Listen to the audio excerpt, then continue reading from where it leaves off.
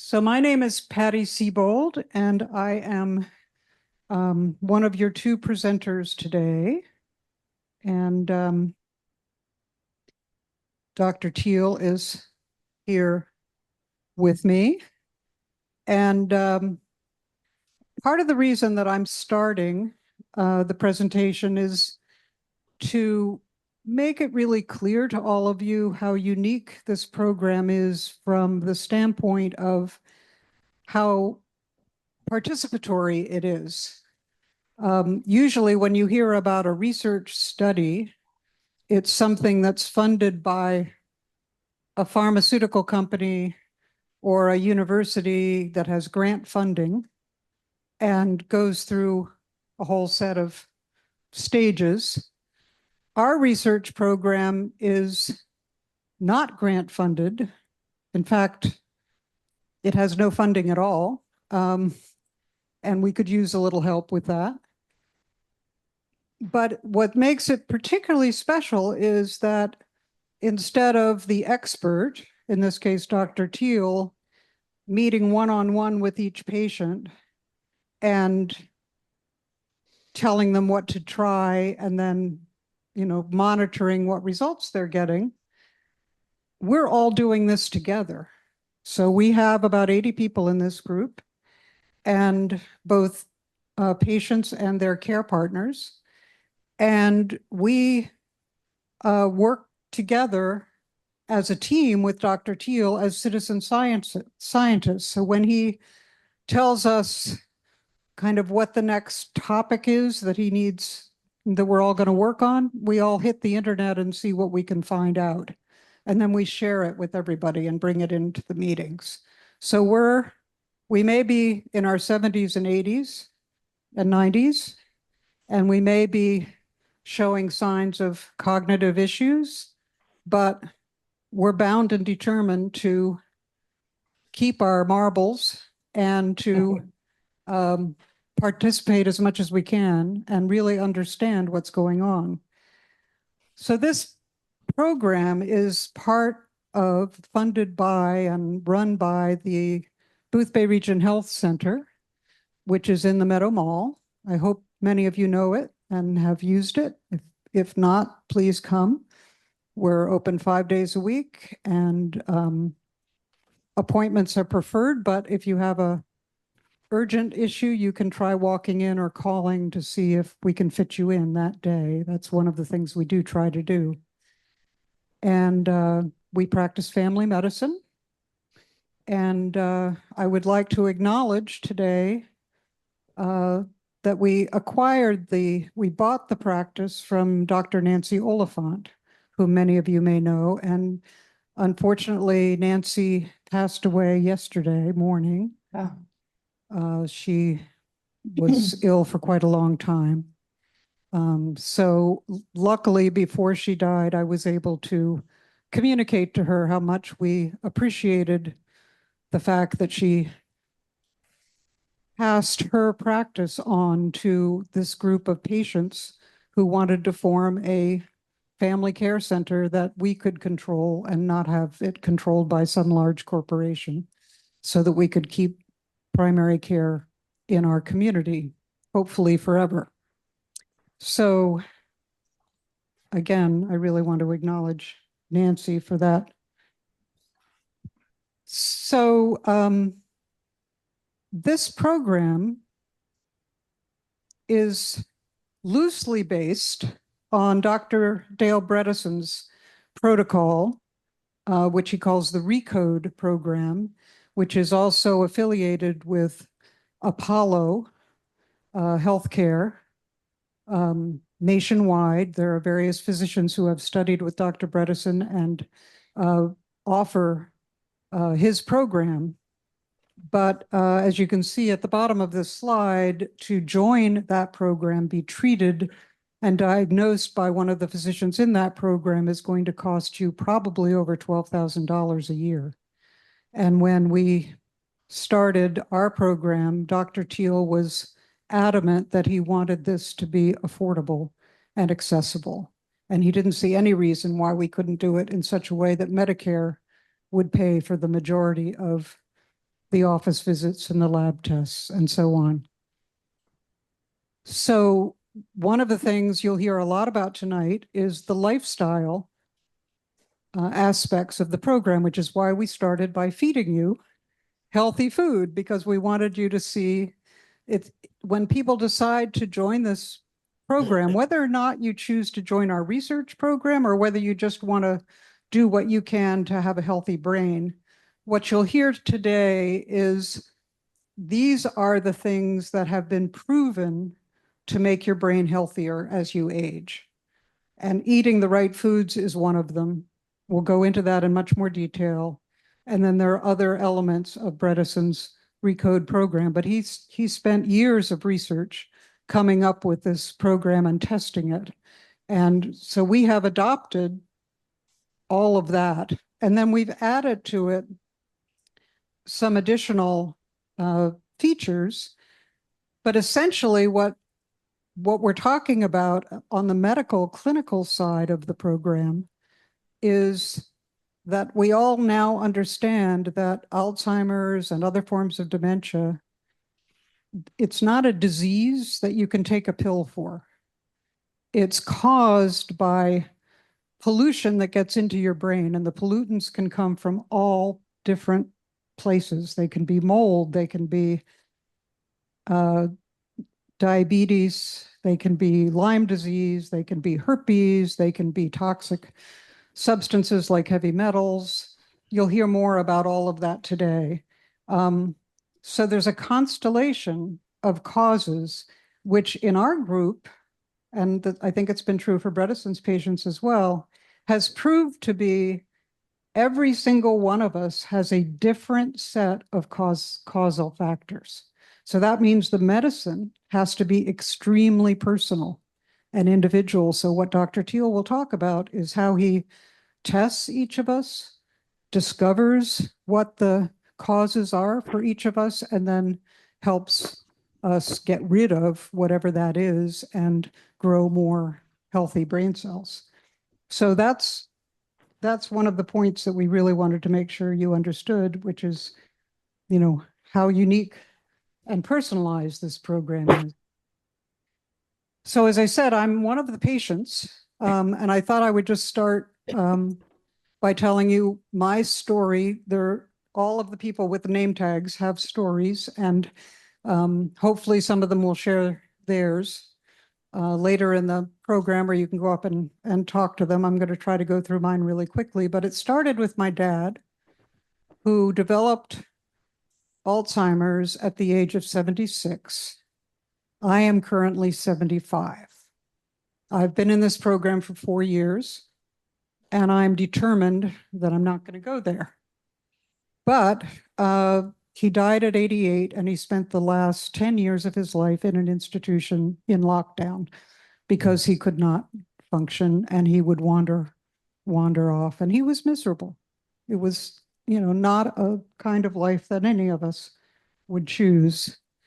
After he died, my mom, Trudy Siebold, came to live with me, and this is a picture of her on her 100th birthday. And she also had dementia. It wasn't Alzheimer's, it was much milder short-term memory dementia, but it was such that for the last 5 years of her life, she came to live with me here in Boothbay so that I could take care of her. She didn't know who the president was or what day of the week it was. She did typically know who we were, but she couldn't keep track of appointments or, do most of the things that she had loved doing earlier in her life. And then my husband, who's the one doing the yoga pose here, Tom Hagen, he passed away 2.5 years ago. But the last 2 years of his life, he had developed an immune system disorder, which basically made it impossible for him to speak, impossible for him to swallow. And the last 2 years of his life were pretty much, very difficult. So I was the caregiver, of course, for him as well. and this is him towards the end of his life. So I had a friend at the Quaker meeting in Damariscotta whose wife was an Alzheimer's patient with Dale Bredesen. And he told me about Dale Bredesen's book, the first one, The End of Alzheimer's. And he knew about my dad. And I immediately, took the copy he lent me and read it. And I found it very tough going. It's very dense and very full of a lot of details. But I was intrigued because it basically said what I've just said to you, which is, it's not a disease. Yes, you can inherit a gene that makes you more susceptible to it, which I have, but the susceptibility doesn't mean you're going to develop Alzheimer's. It's all these other things that you can do something about with your lifestyle that will keep you from developing Alzheimer's. So for me, that was the first positive thing I had ever heard. I'd talked to my dad's neurologist, and I'd asked him if I and my brothers should get tested to see if we had the Alzheimer's genes, APOE4. And he said, oh, there's no point because there's no treatment. You don't really want to know if. And then I read this book and realized, wait a minute, this is really good news. It means that there's something I can do. So I took the book to Dr. Teal, and I think you read it over a weekend. And I think you called me or emailed me on Sunday or Monday and said, wow, this really makes sense. This is the first thing I've seen that really makes sense. And Dr. Teal will tell you more about his journey shortly.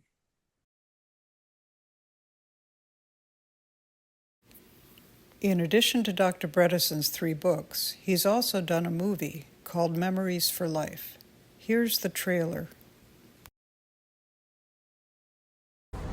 How is a computer like a grandparent? The first thing that goes on both is their memory. Well,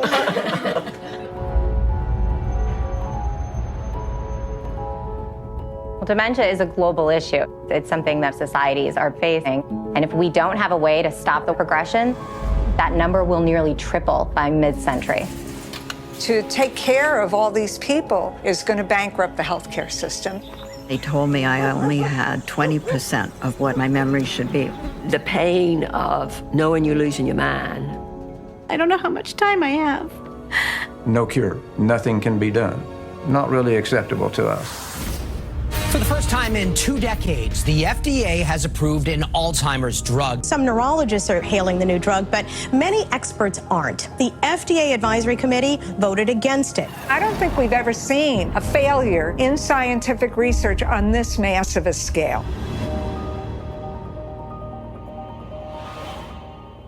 How many people here would like to avoid dementia?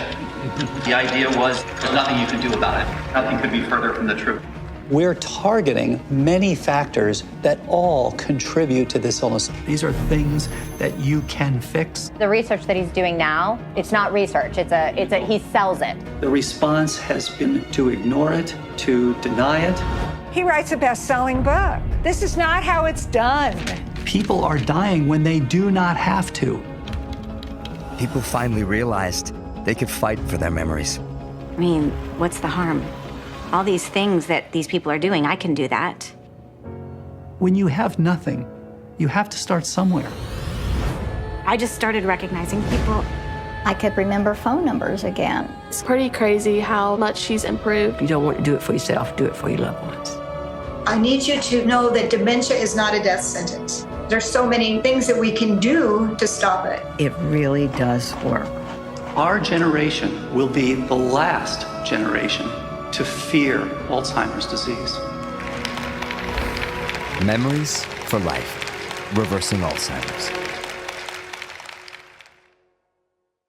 So that movie, by the way, that documentary is really well balanced. It talks about Bredesen and it talks about Bredesen's detractors. So you kind of get both sides of the story. So our program started in January 2020, just as COVID was breaking out. And we've grown from 20 people to, as I said, about 80 now. And there's our age range. And you can see we have a lot more ladies than we do men, but we'd love to get some more guys. And about 50% of us are in the program because we did inherit one or two of the APOE4 genes. And we knew from our family history that there was probably some hereditary risk.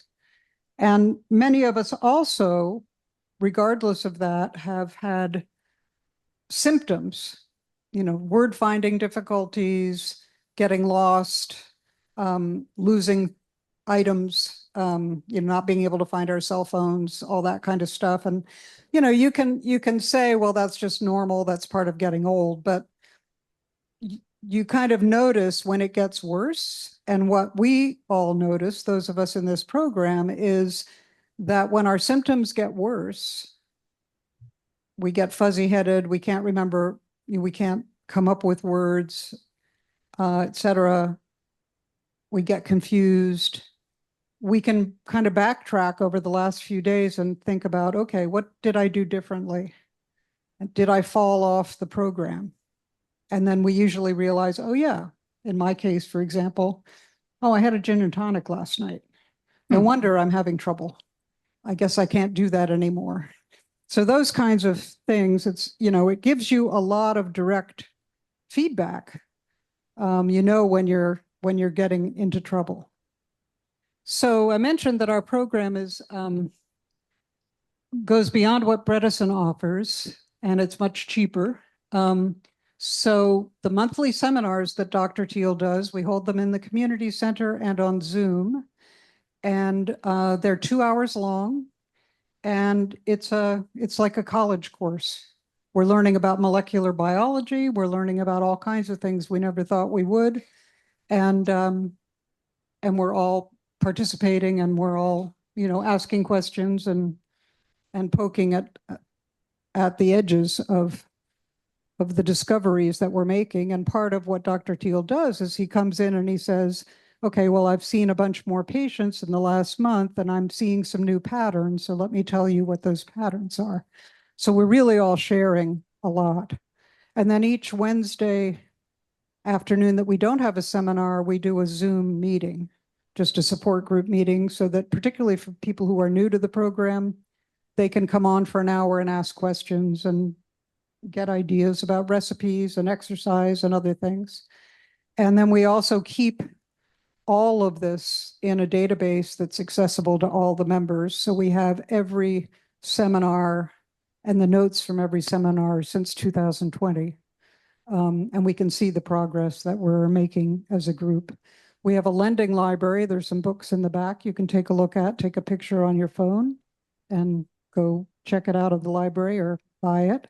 And then we also keep track with daily and weekly logs of how compliant we are to the different aspects of the program. And then the other thing that we've added that Bredesen is not doing, as far as I know, is we have new MRIs about every 2 years, and they're a very specific kind of brain scan that Dr. Teal will tell you more about. And he'll also tell you more today about the specialized lab tests and diagnostics that we do to help pinpoint those very unique to each of us problems. So in my case, for example, we did a heavy metal test, and I discovered that I had aluminum in my system. I don't know if I got it because my mom used aluminum pots and pans when I was little, or what, but I'm taking steps now to get rid of all of that from my system. So the good news is it seems to be working.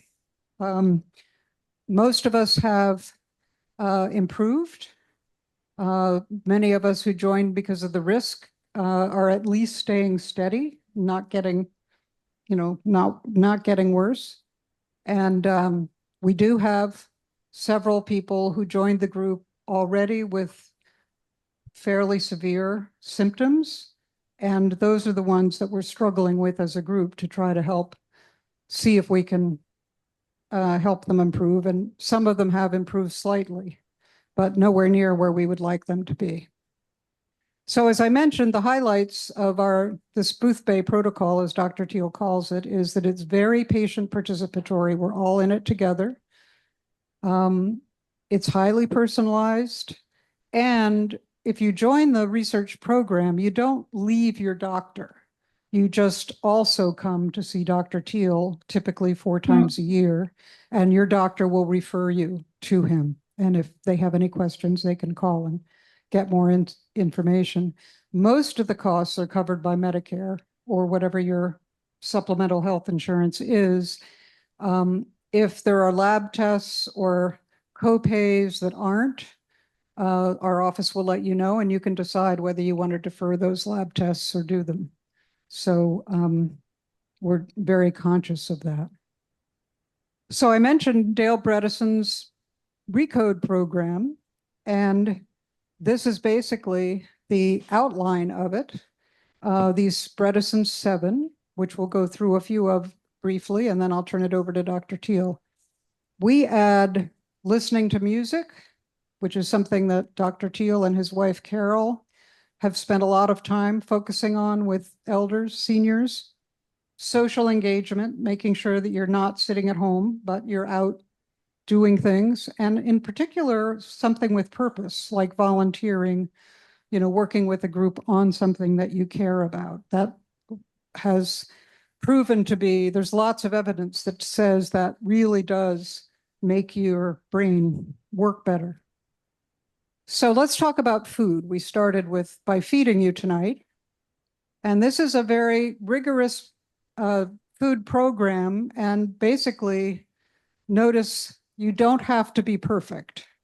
We've had a lot of people say, oh, I can't join because I can't eat the way you guys eat. Well, all of us struggle with this, and all of us basically do the best we can. And, sometimes, as I mentioned, I'll have a gin and tonic, or I'll, eat processed foods, or I'll do something I'm not supposed to. But I thought it would be useful for you, whether or not you join the program, to know these are the way you keep your brain healthy.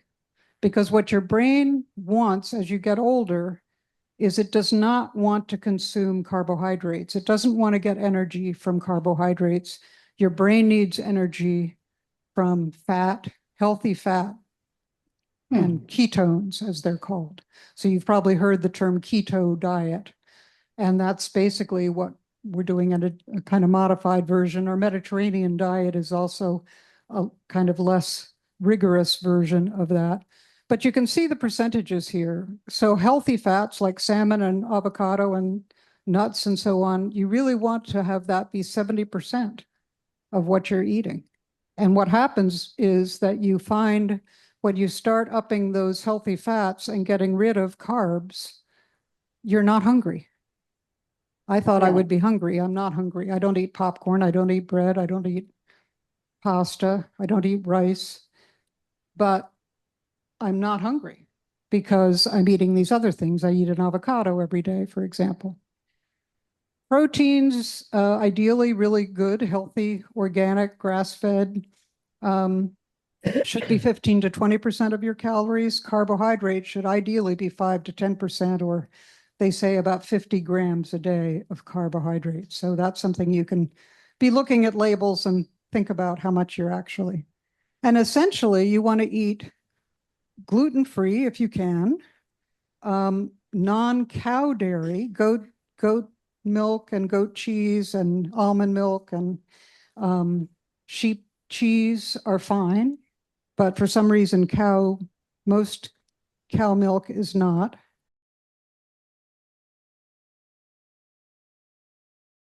We talked about food, and let me just go quickly through some of the other elements.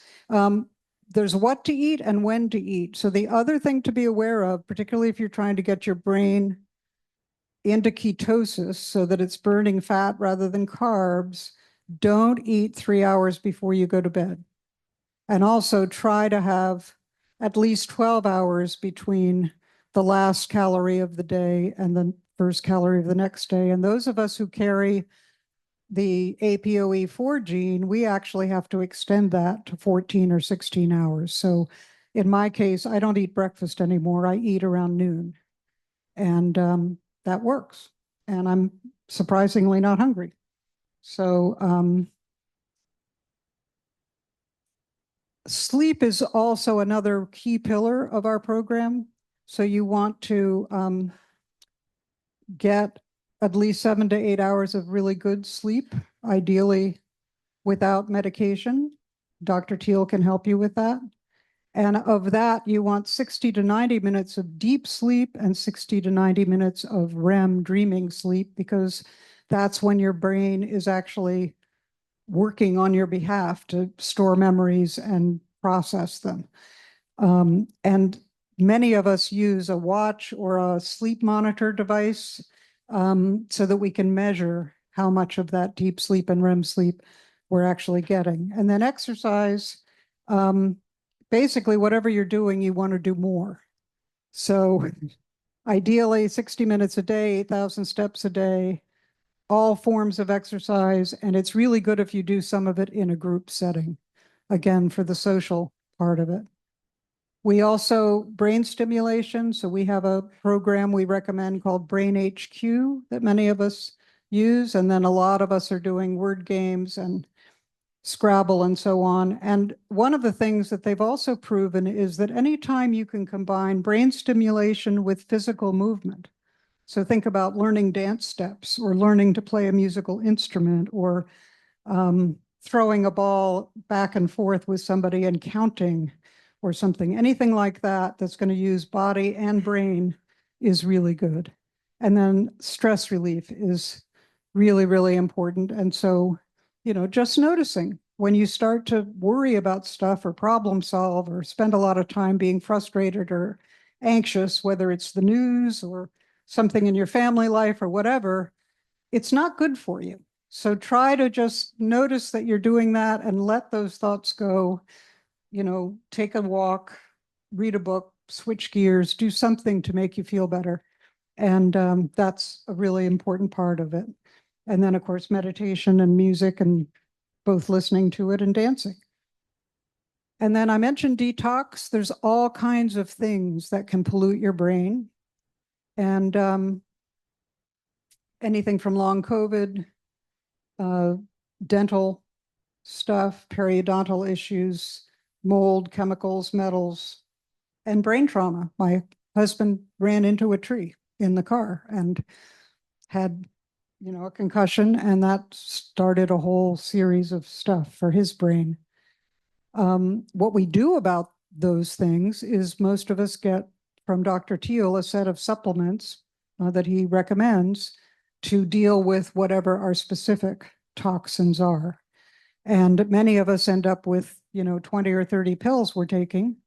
But as he recommended, just throw them into a fruit smoothie and you don't have to take each one individually. So I'm going to now pass it over to Dr. Teal. Thank you very much, Patty. And as you can see, this program wouldn't be going without Patty Siebel. You know, she has been the glue and the organizer for all of this for 5 years now. And she was the instigator, so I guess I can blame her for that too. Can everybody hear me okay?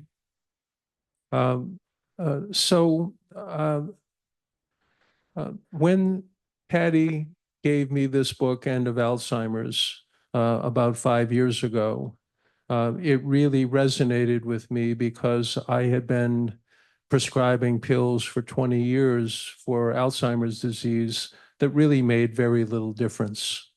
And here was somebody audaciously saying, we can slow down, reverse, end Alzheimer's disease. And it sounded too good to be true.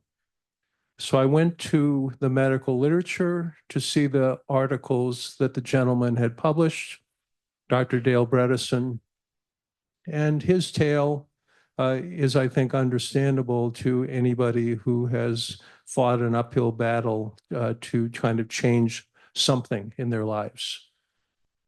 He first was a newly minted neurologist out of UCLA and UC San Francisco when he, after the first year of practice as a newly minted neurologist finishing his fellowship, found that all he was doing was giving people a diagnosis that he couldn't do anything about and telling them, see you again next year.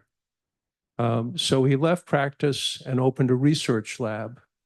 And he ran the research lab for 25 years.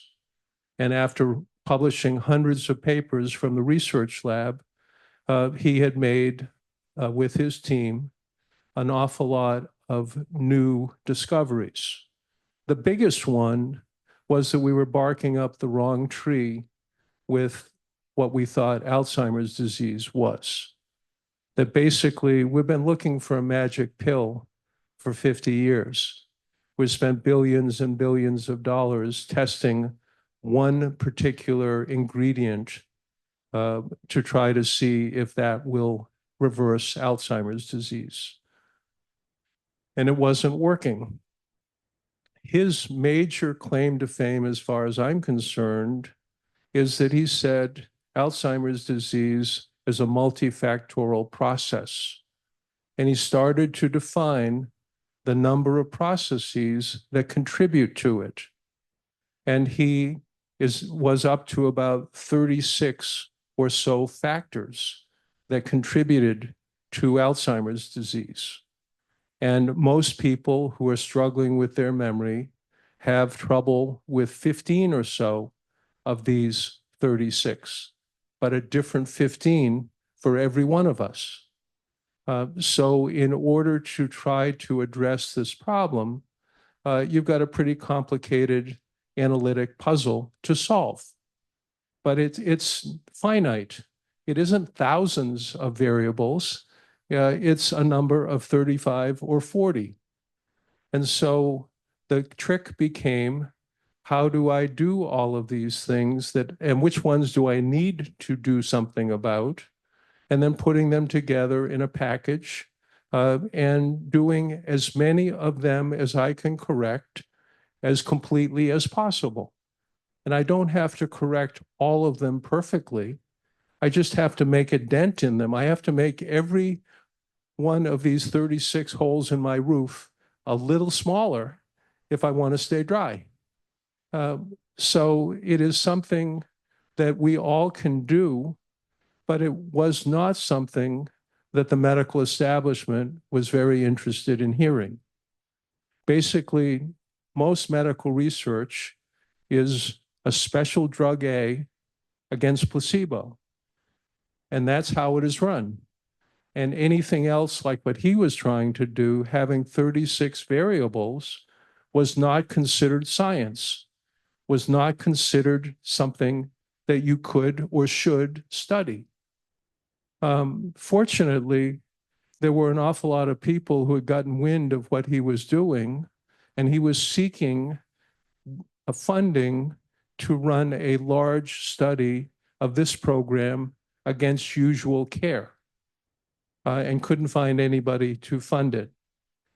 But fortunately, there were about 10 people who were suffering from Alzheimer's disease, many of them quite moderately, not being able to recognize their kids, having to quit their day job because they couldn't function anymore.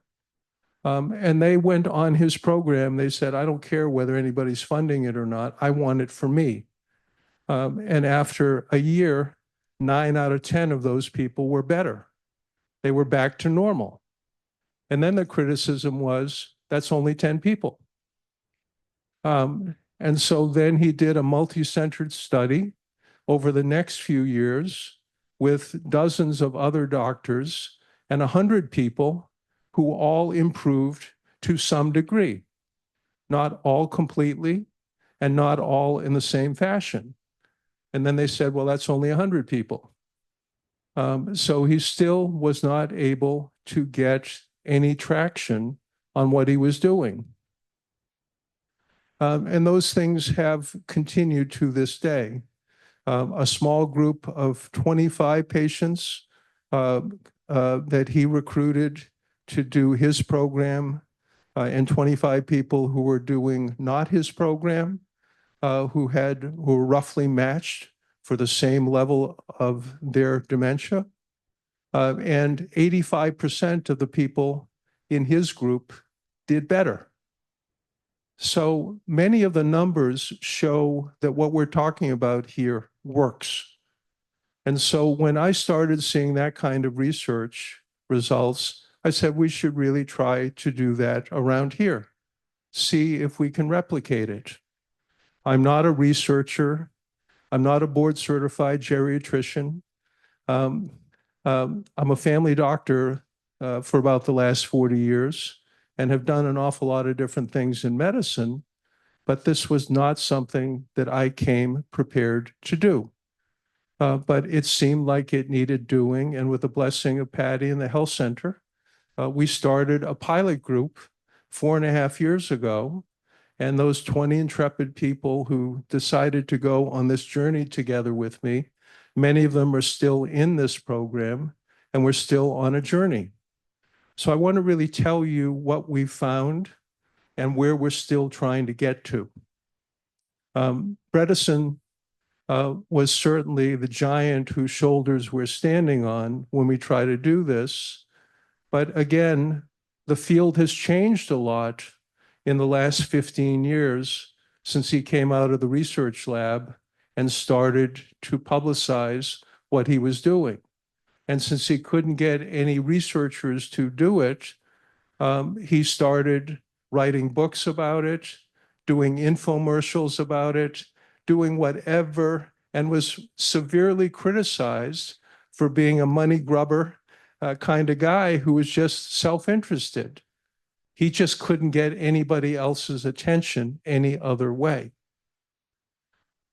So fast forward to our program where, as Patty alluded to, we do a monthly meeting, and I meet with a number of the individuals several times a year, and we work out a plan together based on their risk factors. And about half of the people who have participated have inherited a gene from one of their parents called ApoE4. It's a commercially available blood test. You can also get it through 23andMe and some of these other genetic testing groups where you're doing genealogy. So there are ways to find out some of this. But the other thing was that many people, probably many of you in this room who have come to this talk, have that age-old question: when I'm struggling to remember your name, is that early Alzheimer's disease, or is that just normal aging? And how am I going to tell the difference? And most of the time, that would have been something 5 years ago that I wouldn't have been able to tell you much about.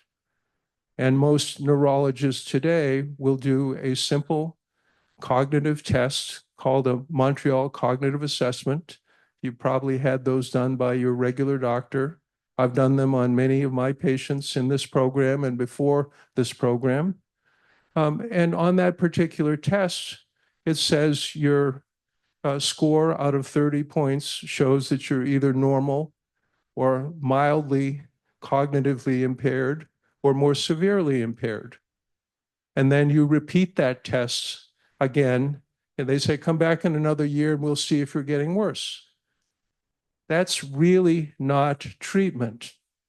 You know, that is, and again, I've shared patients with many neurologists who are very reputable in their field, but are not necessarily doing more than that.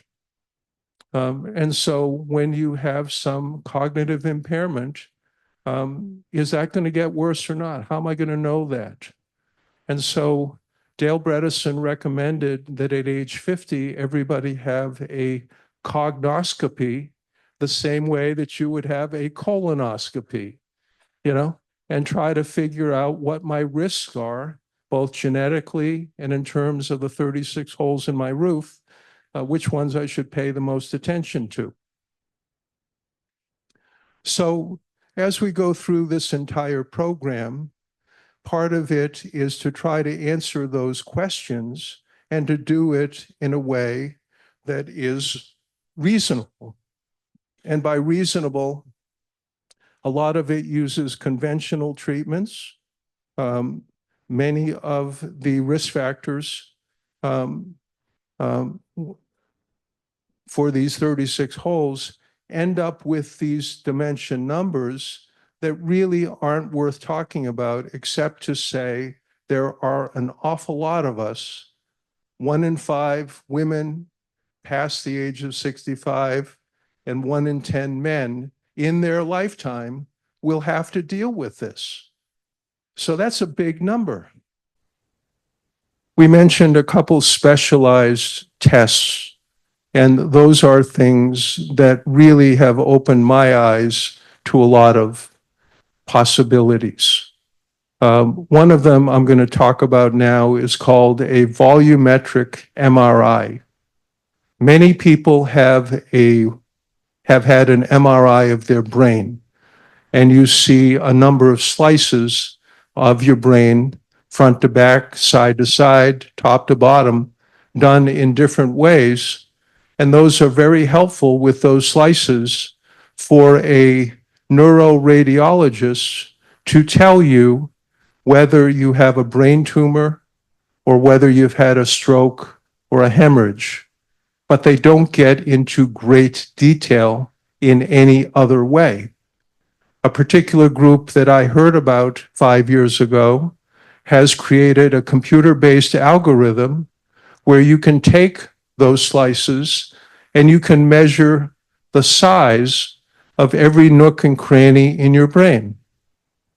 And so rather than just get a global report that says, looks pretty normal to me, you are actually able to get 120 separate numbers representing the size of each corner of your brain, each part of your brain, compared to other people your age and your gender.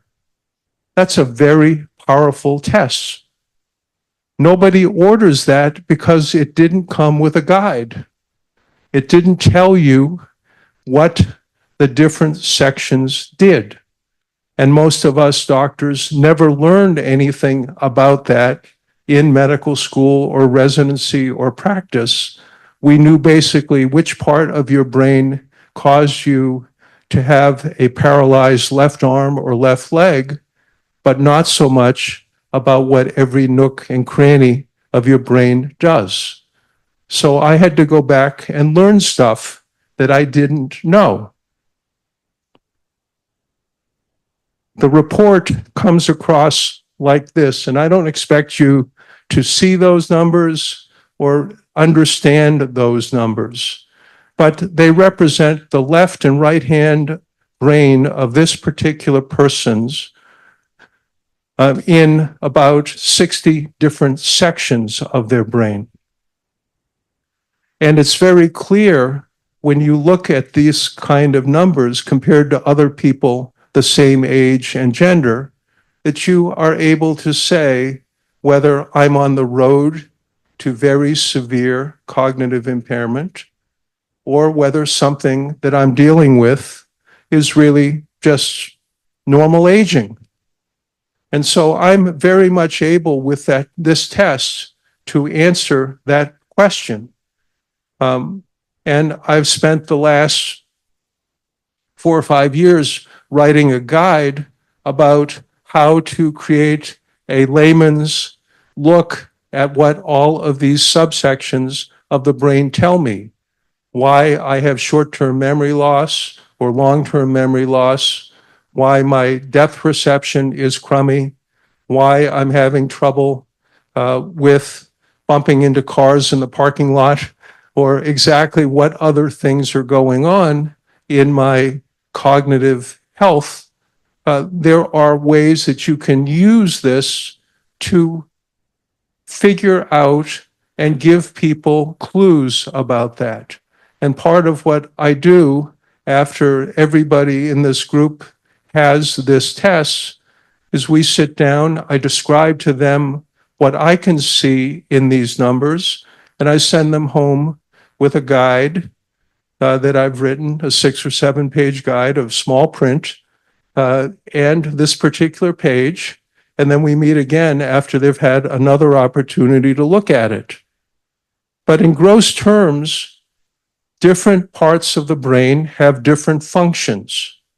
And those particular functions are things that most of you can imagine how complicated it is, but I don't think I ever explained it to anybody or knew how to explain it to anybody until I joined this research group. So when I look at your faces, my eyeball sends a signal to my thalamus deep in my temple, and it then relays that to the occipital lobe of my brain to start to process what I'm seeing. And then it borrows other historical information from the parietal lobe next door to finish initial processing of what my eyeball is seeing. And once it's done that, it sends that information to the analysts in the temporal lobe of my brain to say, have I seen that face before? Should I run away from that expression? What does that tell me by past experience that I should do about it? And if it's something I want to remember, then it puts it in a little thumb drive and stores it in my frontal lobe of the brain until I go to sleep tonight, and it moves it into the appropriate file drawer in the back of my brain. All of this stuff is happening with every single piece of stuff my eyeball is looking at in a split second. So when you're trying to figure out why I can or can't think the way that I want to, you have to put together a lot of pieces of that puzzle about where something could have gone wrong. This is an example of a page from the guide. So again, just to show you that there are details that one can describe about each one of those numbers to try to interpret them. The other real big innovation that we have had in our group is because a lot of people appropriately would ask me or ask each other in the group, okay, now that I know this, what am I going to do about it? You know, how can I make it better? You tell me that I'm only in the 10th percentile for this particular part of my brain, or I've got 5 or 10 parts of my brain that are only in the 10th or 15th percentile. What can I do about it? And that's where this entire Bredesen program comes in. Because one of the things that Dr. Bredesen and his team have shown is that if you aggressively do this particular program of healthy eating, exercise, brain stimulation, improved sleep, and attention to the other details related to those other holes in my roof, whether those are related to hormones or vitamins, or whether they are related to toxins. If I address those things, my brain can grow new brain cells. When I was in high school, they told us that didn't happen. Okay? There's a Nobel Prize winner in the 1960s and 70s that said, well, that's not true. We can grow new brain cells no matter what our age is. But it's not so easy when you're 70 or 80. You know, you have to work a bit harder at it to do it, but it is possible. And all of the features of the Bredesen program have been shown by lots of other researchers that eating healthy, exercising, doing brain stimulation, improving your sleep, all helps you grow new brain cells. So again, there is something to do about it, and it is within the reach of all of us to be able to do that. Is it simple? No. Is it doable? Absolutely. You know, we've got 80 people that are showing that it is possible to do that.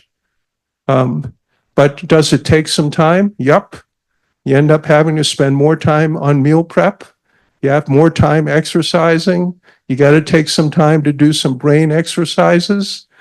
So these things are all things that regularly people in our groups say, it probably takes me about an hour and a half or 2 hours a day to do all of the pieces of this particular puzzle. So that is no small investment for most anybody trying to find extra time in their day. But what I've also found in our particular group is that you're highly motivated when you saw what your mom and dad went through, and you don't want to go down that path. So everybody is highly motivated to try to follow through as best as they can. We're now starting to blaze a different part of the trail, and that is that why, in Bredesen's vernacular, he defined these 36 different factors into 5 or 6 major groups. And depending upon which major group some of our participants are in, it demands that we need to pay more attention to either inflammation, and most of us recognize inflammation as poison ivy, or some sort of a cellulitis on our leg or in our arm. But inflammation can also be relatively low grade. And one of the most common low grade inflammations that many, many people have that has only really been talked about frequently in the last decade or so has to do with gastrointestinal inflammation, or leaky gut syndrome, some people have called it.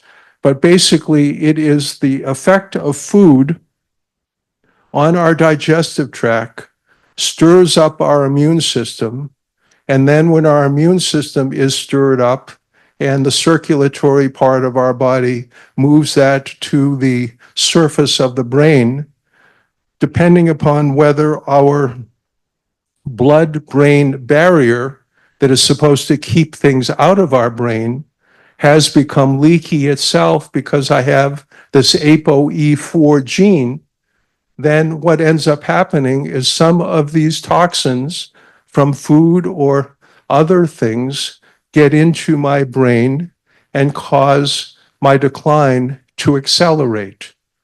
So we have to try to figure out what those things are. This is a specialized test that comes out of a California lab. It has a great name. It sounds like a title from a Grateful Dead song. It's a neural zoomer plus test for zoomers. And so basically what it includes, though, is about 60 proteins. And if anybody heard the news today, the guys from the US and Canada that won the Nobel Prize in Chemistry for finding the structure of proteins would have been some of the reasons why this stuff can now be measured. That basically the structure of proteins has been defined.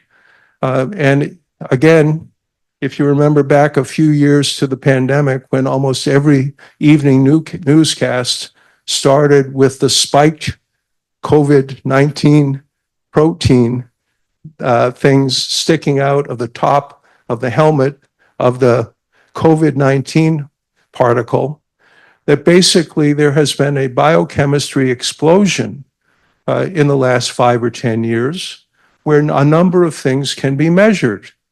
This is a blood test that can be done that gives me 60 different proteins and the antibodies to them that could be affecting your brain and causing some of these things to worsen more quickly. So little by little, our group started out. When I learned about this, I found a few guinea pigs in our group to say, let's do this test. And together we've had about 25 of us that have had this test done. And with these test results, we're starting to figure out what each of these particular proteins does at a biochemistry level in the brain and what an antidote for each of them might be.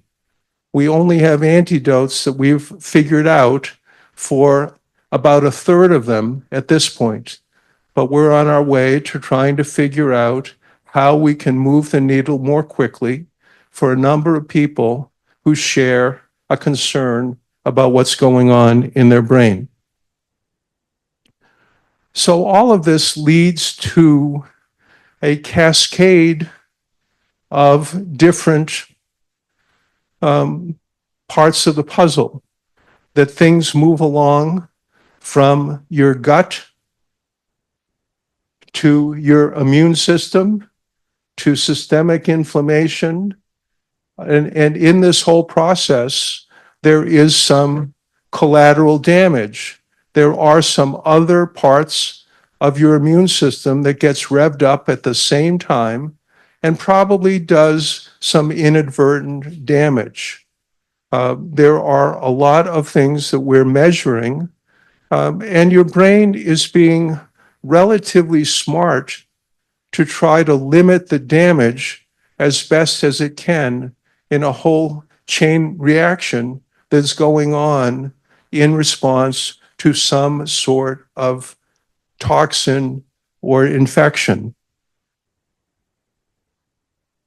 This whole process is complicated with a lot of biochemistry, but at the end of the day, in a stylized version, there are a lot of us that would rather have our brain and the interconnections look like the top half of this slide than the bottom half of this slide.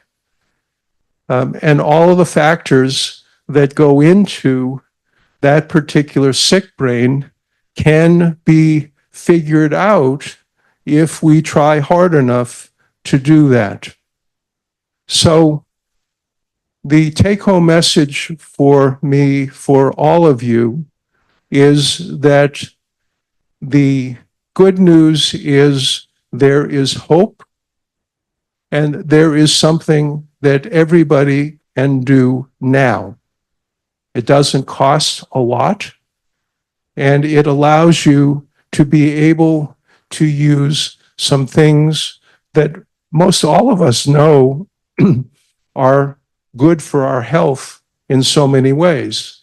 It doesn't matter what condition you have related to your heart or your lungs or your kidneys or your bones or joints. Nearly all of the things that we're talking about here to help your brain are also good for the rest of you too.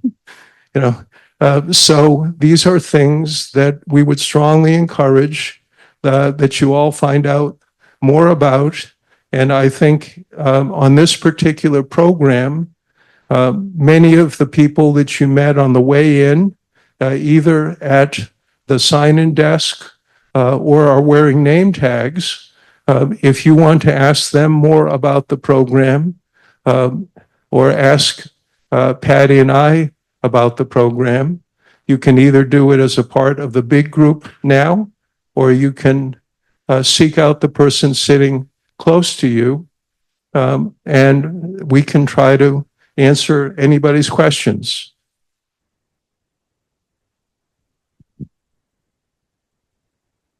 Hi, my question has to do with Parkinsonism.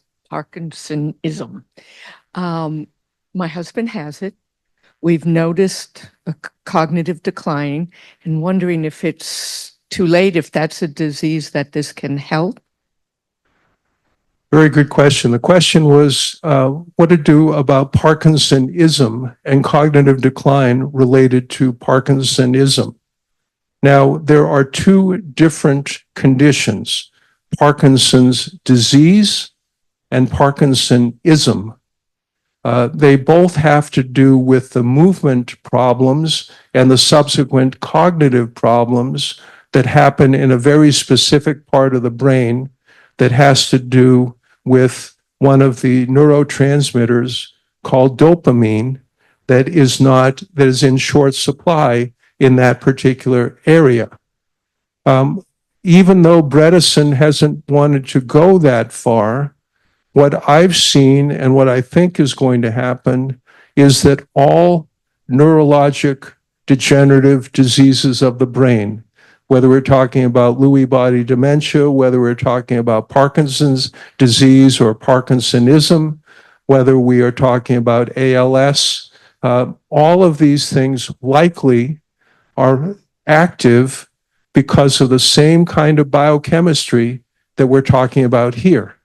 It may be that there is a predominance of a little bit more of this factor or that factor in that particular situation as well. But I have every reason to believe we can identify that the biochemistry that we are learning together here, it should be closely universally applicable to what's going on with Parkinsonism as well. And therefore, if we can identify certain factors that could help with that cognitive decline, it should be universally applicable, I would think. I see from the chart that you presented that this whole process starts with dysfunction in the gut. Do you recommend taking probiotics supplementally, or I know you should probably get them from your diet, but I don't eat the stuff that gives me probiotics, like the fermented and pickled and stuff. So I just wanted to hear what you had to say about that particular. Sure. Very good question. If you look at the slide that Patty had about the food pyramid, there we have at the very top of the pyramid, we've got berries, and then we've got herbs and spices, and then under that are pre, pro, and postbiotics. So the whole gut health has gotten equally complicated, where there are prebiotics, probiotics, and postbiotics. And actually, because I have had a few patients at the health center that have sought me out about gut health, we have done a gut zoomer test on those individuals. And it shows that, like you would expect, there's a very complicated interchange going on in our 25 feet of intestine that has to do with how we process stuff and what things are in higher supply or shorter supply. And so there are ways that if we determine that gut health is an integral part of this, then there are specific things that can be done to improve gut health that are almost as complex as what I was telling you about the brain health stuff. Long story short is that probiotics are helpful, but not one probiotic is the same as every other probiotic. There's quite a movement in mushroom research that speaks to health in the brain. Have you seen anything that leads you to believe that there's truth to that, or something to pay attention to? Sure. The question was, what's the role of mushrooms in brain health? And there are, on a large level, there are quite a bit of individuals who highly recommend various things, from lion's mane to reishi mushrooms to other supplements for brain health as a part of it. I think what comes out of this, that helps lead to another question that I think should have mentioned. It's really hard when you read something that says lion's mane will fix your brain, and then we read something else that says Prevagen will fix your brain, and then you read something else that said Nariva is the be-all and end-all for my brain. So I think where we're coming to in all of this is that probably Bredesen is a little off saying that there are 36 holes in the brain. There are probably 40 or 50. and we got to find a few more. And that out of those factors, we've got to individualize and personalize this a little bit more. And the real special day will come. And I have some people in our group who are very, very creative, and they are switching out their particular supplements from the 25 they took last month to the 25 they're going to take this month. And so there's some carryover, and there are some new ones based on what kind of research they can find and whether they are moved by that research. So again, I think it's exciting that all of these things can have an impact on our brain, but in terms of a hierarchy like this pyramid here, where you can say, and many people in our group have said, well, which is more important? Is it my healthy eating or my exercise? Can I go to the gym and then just eat anything I want? Or can I eat anything I want and not, or eat very healthy and then not exercise? You know, everybody wants to find appropriately a simpler way of doing it, and the more factors that you can implement in your lifestyle change, the better likelihood that you have of improving the situation that you're trying to influence. I'd like to say one other thing about mushrooms. Some of us are very interested in trying psilocybin, magic mushrooms, because we've seen the movies about how it's been used for people with opioid addiction and other things, and you can actually, you know, regrow those pathways that have been damaged. But we haven't quite gotten our nerve up yet. So if you know anybody, And I haven't gotten my nerve up if yet. you know anybody who's a guide, yeah. we're actively looking for somebody who'd be willing to help us with that. Since last December, I've been on one of these GLP drugs. It's Eli Lilly's Mounjaro, and I've taken off 20 pounds. And I've read a lot of articles, both medical articles, and you get a lot on the regular magazines, even business magazines, that it offers these various other side effects that they never dreamed were going to come out of this, most of them being positive. I've got no interest in alcohol. I always had a drink a night. Hardly had a drink at all since February. All of a sudden I realized I have no interest. There are some side effects that my wife wonders about, things I'm more interested in, especially at this age. But a whole series of things. Are any of your wonder if any of your people are on these drugs, and if you've noticed if there's any effect? The question was about a GLP medication, one brand name in particular, but there are several on the market, depending upon which commercials you see on your TV. But basically, they all are notable because they have helped people with weight loss. And it is quite clear that some of the things in the standard American diet, whether it be diabetes or whether it be obesity, or if it's not diabetes, if it is pre-diabetes or metabolic syndrome or almost diabetes or whatever you want to call it, that basically sugar is reasonably toxic to the brain. And the more you can do to reduce that toxicity to the brain cells so that they don't get caramelized, it is really quite an important thing to help the brain. And so I think the marketers are ecstatic that they can now start saying that not only does it bring down your A1C, but it probably helps you with dementia, or it might help you with alcohol, or it might help you with all sorts of other things. You know, and I think the reality is that in a very broad sweeping statement, I would say that all of these lifestyle things are interrelated, and all of our body is interrelated. You know, so the more that we can improve one thing, the spin-off for other parts of our body are huge.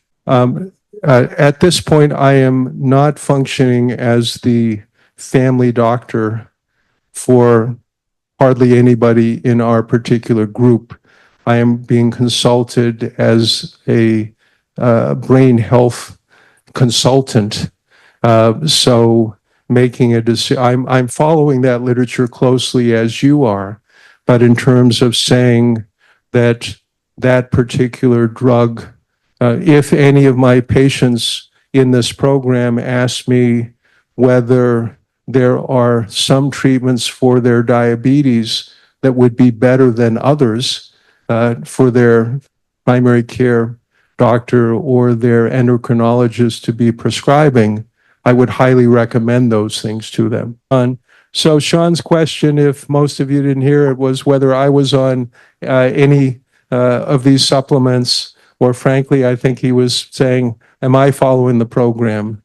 I would fit in the top line of that other slide that says trying but not perfect. You know, that basically, and I think the hardest thing for me personally is the exercise piece. The overnight fasting isn't so hard. The healthy eating, frankly, isn't as hard. You know, what is really hard for me personally is the exercise piece, because I fill my day from beginning to end with other stuff.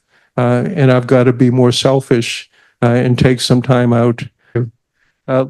Lee, you've got a question for me. Do you or your group interact in any way with the local Alzheimer's Association? Members of our group who are part of the Maine Health Alzheimer's respite care support group. And we have talked to the Maine chapter of the Alzheimer's Association. And 3 years ago, they were completely uninterested in Dr. Bredesen. And now they seem to be quite interested. So they do know we exist. Yeah. To amplify that a little bit more, the movie Memories for Life that you guys saw the trailer of in this room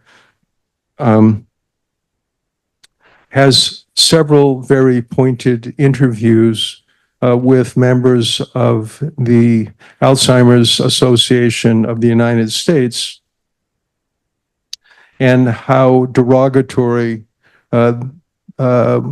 they were toward the work that Dr. Bredesen was doing. That is now, as Patty alluded to, changing some.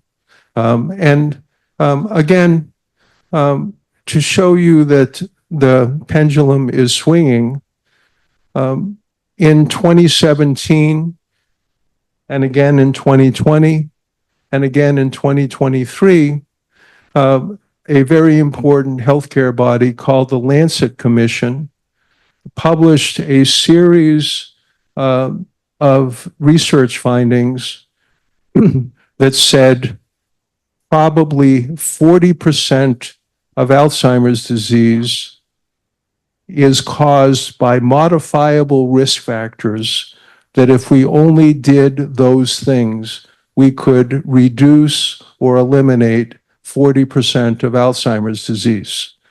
So that is a pretty strong statement. The World Health Organization has said something similar. The American Board of Internal Medicine and NIH have come out with similar findings. So the pendulum is broadly swinging to say that lifestyle changes are top tier things to do for Alzheimer's disease. You mentioned in your risk factors trauma and brain injury, and I was just wondering, for people that have had, you know, repeated serious trauma and been diagnosed with adrenal exhaustion and those sorts of things, can you talk about the effect it has, or the relationship it has with dementia, if there's anything that can be done about that, especially if it happened early in life? Sure. Certainly, one of the sidebars of this particular group is I have had probably now about 10 people who have sought out a consultation because of head trauma.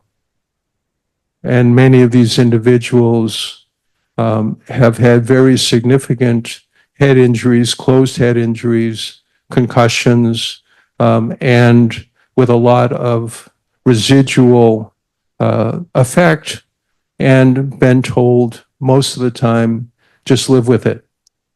And so I've found that the brain MRIs on these individuals are profoundly revealing because, again, they are not people that have widespread brain atrophy like we find in some other older individuals with neurologic conditions. You find very targeted 1 or 2 or 3 or 4 areas in one part of the brain that are severely atrophied because of the damage done by the head trauma. So I find it very reassuring to those individuals to give them a concrete reason for why they are still having consequences from their head trauma. Now, the big question is, what can they do about it? I have a couple of individuals that I've promoted that they do that Brain HQ that we talked about here, because Brain HQ is a very complex series of 25 or 35 different exercises that work on different domains of your thinking and cognitive function to try to get back what you have. One other piece of advice for you is that one member of our group who dealt with a serious concussion talked about a book called The Ghost in My Brain that came out about 20 years ago. And it speaks to closed head injury and some very remarkable neuro-optical kinds of things that were done to improve that. I just have one question. Of the group that's been participating in the Boothbay protocol, some of them are, maybe all of them are still on some kind of medication, perhaps for the brain function and other things associated with it. And I'm wondering if following this program and being part of this has helped them cut back or stop taking the medications. And is that a possibility? Most of the time, if somebody comes to the program already on Aricept or Namenda or Exelon patches or one of these marginally helpful medications for cognitive impairment, we're not courageous enough to take them off of those things. We are adding things to their regimen. But I think on a local level, there have been many participants in the group whose score on their Montreal Cognitive Assessment has gone up from 25 to 30 or 21 to 25 or 25 to 28. So there have been significant improvements. One of the things we put a lot of stock in is what I call subjective cognitive impairment. If you come in and say, I'm really having a lot of brain fog, and 6 months later you say, I'm not having that brain fog like I used to have, I consider that a real plus, but it's really hard to put a score to that. We've had some big time successes where an individual who was an 80-year-old retired chemistry professor who could no longer add or subtract single digits without counting on his fingers, and he did not know his date of birth or what year we were in. And after 6 to 12 months, he was playing highest level Sudoku online, and he was playing cribbage at night with his wife and doing all the scoring in his head. He wasn't ready to go start teaching chemistry again, but those were very important things for that couple. Another couple was faced with somebody who couldn't dress himself and needed a lot of cueing and help for that and wasn't really speaking at all, and got to the point that he was speaking in 5 or 6 word sentences and dressing himself. Again, not brand new, but very important things for that particular family. So thank you very much.